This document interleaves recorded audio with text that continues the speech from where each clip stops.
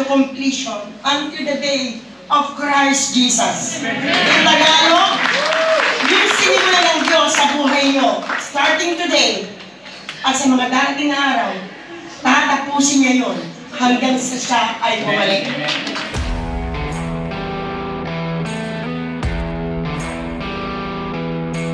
Father God. Thank you, Father God, for all the blessings. Ganyan kalalim. Meron po po dyan na mga nakaupo. Lapit na po kayo. Tayo po kayo. Kung kayo po'y galing. Sige po. Sige nga po para bigyan natin ang paring sa ating po mga kapatid. J.I.L. Bratislava. Hallelujah. Hallelujah. Di po ba?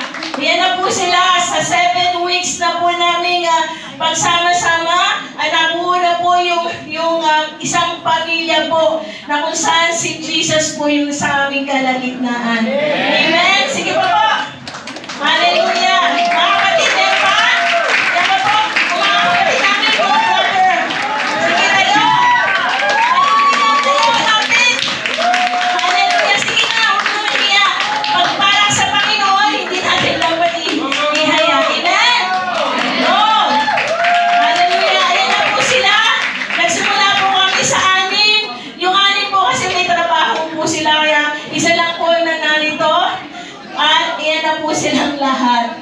Amen? Po. Praise the Lord.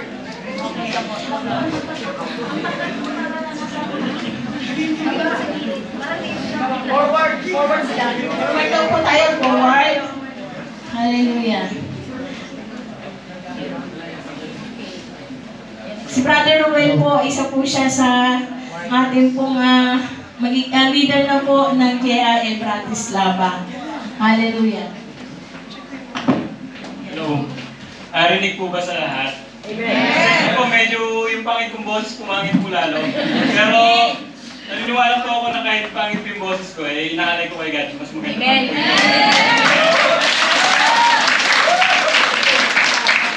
Okay, so kami po ang J.I.L. Bratislava, Slovakia. Amen. Yung amin po ipaperform na kanta is Sa Piling Mo Jesus. Actually, nung kinakanta ko, pinakanta ni Pastora Emma yung huling kanta na Tagalog. Hindi namin na-expect na magkoconnect din tong kantan to para doon. Baga, kung kanina medyo intact na tayo, mas medyo intact pa tayo nito. So sana po, maintindihan nyo, kahit hindi man yung boses ko, pero yung meaning po ng kanta. Yun lang. Maraming salamat.